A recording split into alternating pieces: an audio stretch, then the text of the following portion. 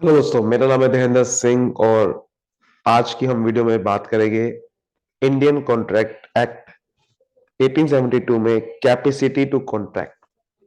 ये टॉपिक आज हम डिस्कस करने वाले हैं, बहुत ही इंपॉर्टेंट टॉपिक। लेकिन इससे पहले अगर आपने इससे रिलेटेड और वीडियो नहीं देखी है तो आपको प्लेलिस्ट में जाना पड़ेगा बिजनेस लॉ की, और वहां पर आपको इससे रिलेटेड सारी वीडियोस मिल जाएगी। तो चलिए शुरू करते हैं। सबसे पहले हम समझते हैं कैपेसिटी टू कॉन्ट्रैक्ट का मीनिंग क्या है। कैपेसिटी टू कॉन्ट्रैक्ट का पहले मीनिंग क्या है? कैपेसिटी टू कॉन्ट्रैक्ट का मतलब है कि कॉन्ट्रैक्ट के लिए लायक, मतलब कॉन्ट्रैक्ट के लिए क्या वो काबिल भी है कि नहीं है। तो कैपेसिटी, इसको कॉम्पिटेंस भी बोलते हैं। Means legal capacity of the parties to enter into contract. Contract में आने के लिए पार्टी को क्या क्या कैपेसिटी है। कैपेसिटी का मतलब क्या क्या क्या उसकी जरूरतें, क्या क्या उसको काबिलियत जो होनी चाहिए वो है या नहीं है। तो लीगल कैपेसिटी पार्टी की क्या होनी चाहिए कॉन्ट्रैक्ट माने के लिए, that is capacity contract. In other words, it is a capacity of the party to enter into legally binding contract.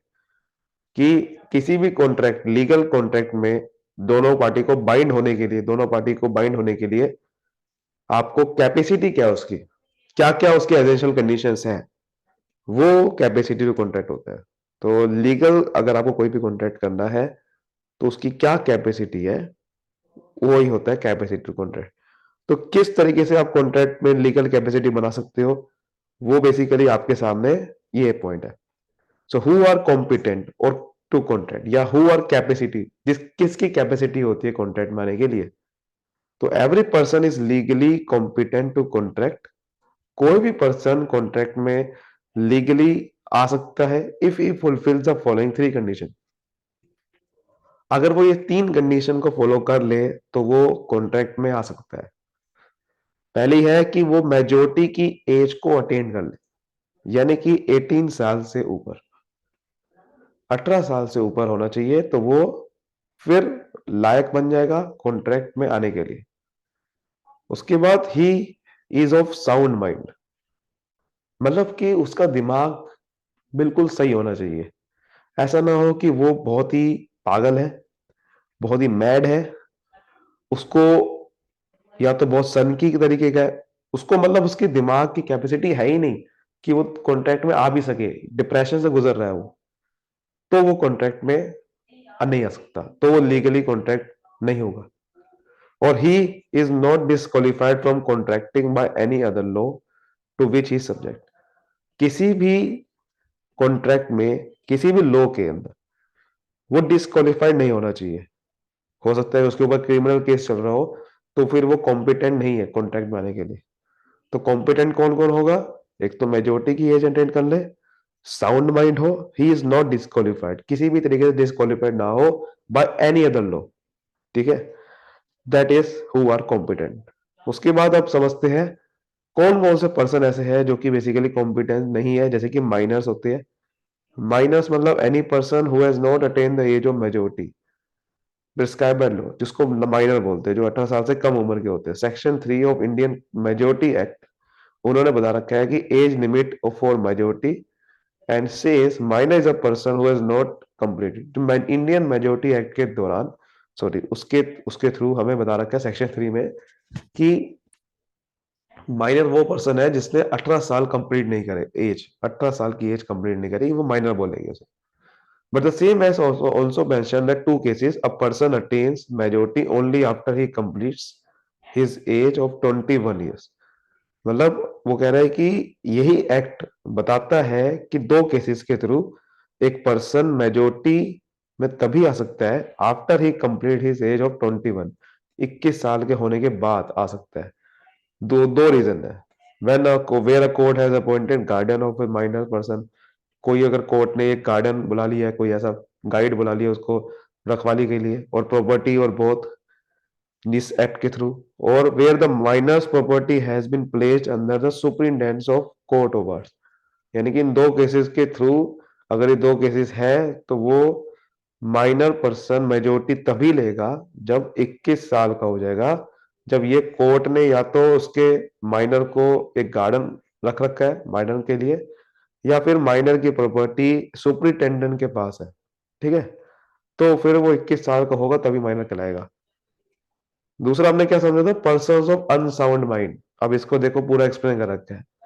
Person is said to be unsound for the purpose of making a contract, अगर वो capable of understanding at the time of, यानी कि वो capable ही नहीं है, contract को समझ ही नहीं सकता। दूसरा, if is capable of making a rational judgement as to the effect of upon his interest. ठीक है, देखो साउंड माइंड ये बता रखा है, साउंड माइंड वो बंदा बोलेगा जो कि कॉन्ट्रैक्ट को समझ सके और रैशनल जजमेंट भी ले सके अपने इंटरेस्ट के लिए, यानी कि वो सही फैसला ले सके कि ये सही चीज हो रही है मेरे लिए, ये गलत हो रही है। अनसाउंड किसे बोलेंगे, ये इडियट है, वो बेवकूफ है, लुनैटिक पागल है, डिलीरियस पर्सन है। ठीक है, डिलीरियस। ठीक है, तो पहला क्या हमने समझा कि इडियट, लुनैटिक, डिलीरियस पर्सन, बहुत ही पूरा उसका माइंड अनडिस्टर्ब्ड हो रखा है, बिल्कुल ही पागल है वो, बिल्कुल ही उसका माइंड काम नहीं कर रहा, ड्रंकन है, पिया हुआ है कहीं ना कहीं, हाइपोटेनिस्ट पर्सन है, बहुत ही उलझा हुआ रहता है, मेंटल डीके हो रखा है, मतलब मेंटली बहुत डिस्टर्ब है। तो ऐसे लोग अनसाउंड माइंड है जो कि सही फैसला नहीं ले सकते, रैशनल जजमेंट नहीं कर सकते अपने इंटरेस्ट के लिए, और अंडरस्टैंडिंग नहीं कर सकते कॉन्ट्रैक्ट का मतलब क्या है, और उसको कॉन्ट्रैक्ट में घुसा दिया, फिर कहेगा कि भाई मुझे समझ नहीं आया कॉन्ट्रैक्ट। ठीक है ना, तो अनसाउंड माइंड वाला। और उसके बाद हमें समझा था person disqualified by the loss, किसी भी लॉ के अंदर कोई पर्सन डिस्क्वालीफाई है तो वो भी नहीं आ सकता ना, तो वो these are under age follows. एक तो एलियन एनिमी होती है, एलियन एनिमी का मतलब जैसे कोई दुश्मन देश, जैसे कि कोई हो सकता है कि कोई आपका दूसरी कंट्री के लोग आपके दुश्मन बनते हैं, तो वो भी कॉन्ट्रैक्ट में नहीं आ सकते। फॉरेन सर्विलियन डिप्लोमेटिक स्टाफ होता है, ठीक है, वो भी नहीं आ सकते, वो भी बेसिकली अगर कोई ये persons, these are the certain persons, ये सर्टेन पर्सन है जो कि who are disqualified from contracting by other laws for our country, of our country. एक तो फॉरेन सेवरन डिप्लोमेटिक स्टाफ, कोई बाहर का स्टाफ है, वो बेसिकली आपके कॉन्ट्रैक्ट में हमारे यहाँ पर नहीं आ सकते, इंडिया के अंदर कॉर्पोरेशन है, कंपनी नहीं आ सकती। इंसॉल्वेंट कोई बिल्कुल ही पैसे उसके बाद नहीं है, कन्विक्ट्स है बिल्कुल, ठीक है, ये लोग नहीं आ सकते। कन्विक्ट्स का मतलब कोई उसके ऊपर क्रिमिनल, बहुत ही क्रिमिनल ऑफेंस है, मतलब उसे जुर्म कर रखे हैं, तो बेसिकली ऐसे लोग नहीं आ सकते ना, तो ये चीज डिस्क्वालिफाइड वाले हैं। ठीक है, ये पर्सन डिस्क्वालिफाइड कहे हुए हैं इंडियन कोड राइट में। उसके बाद रूल्स, माइनर एग्रीमेंट कैसे हो सकता है, ये बता रखे हैं। माइनर का अगर एग्रीमेंट करना है तो वो कैसे हो सकता है। सबसे पहले वॉइड एमिनिशियो, वॉइड एमिनिशियो का मतलब होता है माइनर को हम, अगर माइनर का एग्रीमेंट करा तो वो कंप्लीटली वॉइड माना जाएगा बिगिनिंग से ही। वॉइड एमिनिशियो का मतलब from beginning, that is void एमिनिशियो। इसका मतलब वही है ना कि लॉ की नजर में वो कॉन्ट्रैक्ट बिल्कुल ही इनवैलिड है, इनफोर्सेबल नहीं है वो। माइनर कैन बी प्रोमिस, अब देखो माइनर कॉन्ट्रैक्ट में अगर लाना है तो माइनर को सिर्फ आपको बेनिफिशियरी बनाना पड़ेगा। Minor can enforce such agreement in which he is beneficiary और promise and does not create any obligation. उसको आप अपने फायदे के लिए, माइनर का फायदा के लिए अपने यहाँ ले आ सकते हैं सिर्फ, लेकिन उसके ऊपर कोई ऑब्लिगेशन नहीं आ सकते कि आपको माइनर को ये करना है वो करना है। माइनर आ सकता है अपने लिए, अपने फायदे के लिए। No ratification, minor can not be ratify even after the, minor को फिर आप निकाल नहीं सकते एग्रीमेंट से। ठीक है ना, void agreement can not be ratified, क्योंकि वॉइड एग्रीमेंट होता है वो रेटिफाइड नहीं हो सकता। रेटिफाई का मतलब क्या है यहाँ पर, रेटिफिकेशन का मतलब है कि उससे पूछना, कंफर्म कर लेना कि वो कॉन्ट्रैक्ट में आना चाहते नहीं रहते, नहीं नहीं, कोई उससे कंफर्म नहीं करा जाएगा क्योंकि वो पहले ही आ चुका है और वो वॉइड एग्रीमेंट पहले ही था। तो इसलिए बेसिकली ये आपका मेजोरिटी के बाद भी वो कॉन्ट्रैक्ट में रहेगा। और compensation possible if a minor has receive benefit under agreement, the court may require the minor to restore the benefit to other party at the time of decision of the agreement. यानी कि minor को कह सकते हैं कि भाई कोई compensation दो, क्योंकि अगर आप उस समय, क्योंकि माइनर बेनिफिशियरी के लिए आता है अपने, तो हो सकता है कि उसने कंपन वो पैसे वैसे ले ली हो, तो minor may be asked to restore the benefit to the extent he is estate has been benefit. जितना वो बेनिफिट ले चुका है तो कोर्ट उससे मांग सकता है वो सारे के सारे एग्रीमेंट में जो भी उसको फायदा मिला, बेनिफिट मिला, तो एग्रीमेंट के खत्म होने वक्त वो बेसिकली मांग सकता है, वो कोर्ट मांग सकता है उससे सारे बेनिफिट वापसी। और court by contract by parent garden manager, minor के पेरेंट गार्डन मैनेजर के थ्रू माइनर को हम कॉन्ट्रैक्ट में ला सकते हैं। तो पेरेंट का, माइनर का पेरेंट कोई भी garden can enter into contract on the behalf, minor के बिहाफ पे उनके माइनर के पेरेंट वगैरह आ सकते हैं कॉन्ट्रैक्ट में। दैट इज, सो ये पेरेंट जो है वो उसकी स्कोप ऑफ हिज अथॉरिटी, मतलब सबसे पहला पॉइंट क्या है, the parent guardian act within the scope of his authority. So जो अथॉरिटी माइनर की है उसी की अथॉरिटी में पेरेंट को भी काम करना पड़ेगा, और कॉन्ट्रैक्ट जो है वो बैनर के बेनिफिट के लिए ही होना चाहिए, उसको कोई नुकसान नहीं पहुंचना चाहिए, उसमें कोई लायबिलिटी पेरेंट की नहीं होगी। अगर पेरेंट आ गया कॉन्ट्रैक्ट में कोई लायबिलिटी नहीं होगी उसकी, ठीक है, पेरेंट की कोई लायबिलिटी नहीं होगी। पेरेंट और minor can not be liable, however they can held liable if the minor makes agreement if is authorised. मतलब पेरेंट को लाइबल तभी ला सकते हैं अगर माइनर एग्रीमेंट करता है एज देयर ऑथराइज्ड, यानी कि उस उन्होंने कहा था, पेरेंट्स के ऑथराइज के थ्रू अगर ये एग्रीमेंट में आया माइनर, तब पेरेंट लायबल होंगे, वरना नहीं होंगे। अगर माइनर के थ्रू पेरेंट आया है तब वो लायबल नहीं होंगे parents. Minor as an agent, minor is not entitled to agent, agent की तरह कभी काम नहीं करेगा माइनर, क्योंकि माइनर उसके बेनिफिट के लिए आया सिर्फ। तो एज एन एजेंट, एजेंट को क्या करना पड़ता है, प्रिंसिपल के लिए काम करना पड़ता है। एंड वो प्रिंसिपल काम करेगा, अगर प्रिंसिपल के लिए अच्छा काम नहीं करेगा तो माइनर को रिस्पॉन्सिबल होगा, लेकिन माइनर की इज नॉट रिस्पॉन्सिबल। इसलिए माइनर एंड इंसॉल्वेंसी, माइनर को अब इंसॉल्वेंट डिक्लेयर नहीं कर सकते, बिकॉज वो कॉम्पिटेंट ही नहीं है कॉन्ट्रैक्ट के लिए, कैपेबल ही नहीं है। Minor as joint promisor, minor को जॉइंट प्रोमिसर कह सकते हैं मेजर के साथ, but minor can not be held liable under promise to the promise. मैं वही कह रहा हूँ ना, माइनर को लायबल नहीं कह सकते। सपोज करो कि प्रोमिसर है, उसने, कोई दो बंदे हैं, दोनों बंदों ने प्रॉमिस किया था एक कॉन्ट्रैक्ट में आने के लिए, लेकिन एक बंदा माइनर निकला, तो ये बंदा लायबल नहीं हो सकता कभी भी प्रॉमिस के लिए। ये बंदा होगा प्रोमिसर मेजर वाला, ये बंदा लायबल है। तो but the major promise can not escape liability, वही लिखा हुआ ना, अपनी लायबिलिटी से वो भाग नहीं सकता दूसरा वाला बंदा। और minor share holder, minor share holder बन सकता है if the share are fully paid up, अगर शेयर फुली पेड अप है, ठीक है, पूरे पैसे मंगा रहे हैं।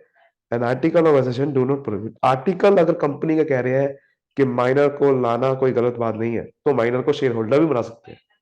ये बहुत इंपॉर्टेंट टॉपिक है माइनर का, काफी आता है एग्जाम में, बीकॉम में खासकर।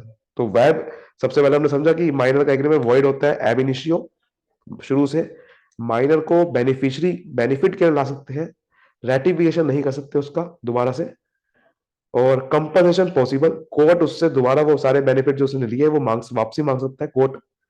और पेरेंट उसके थ्रू आ सकते हैं माइनर के थ्रू कॉन्ट्रैक्ट में, पेरेंट्स को लायबल नहीं कर सकते फिर।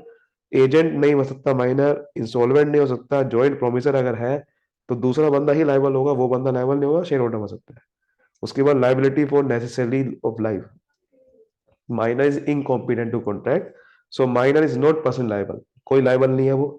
Price of necessity of light supplies to him, जो भी उसको नेसेसिटी सप्लाई करे गए हैं उसके लिए वो लायबल नहीं है कभी भी कि उसका प्राइस पे करे, उसको पैसा वापसी लौटाए।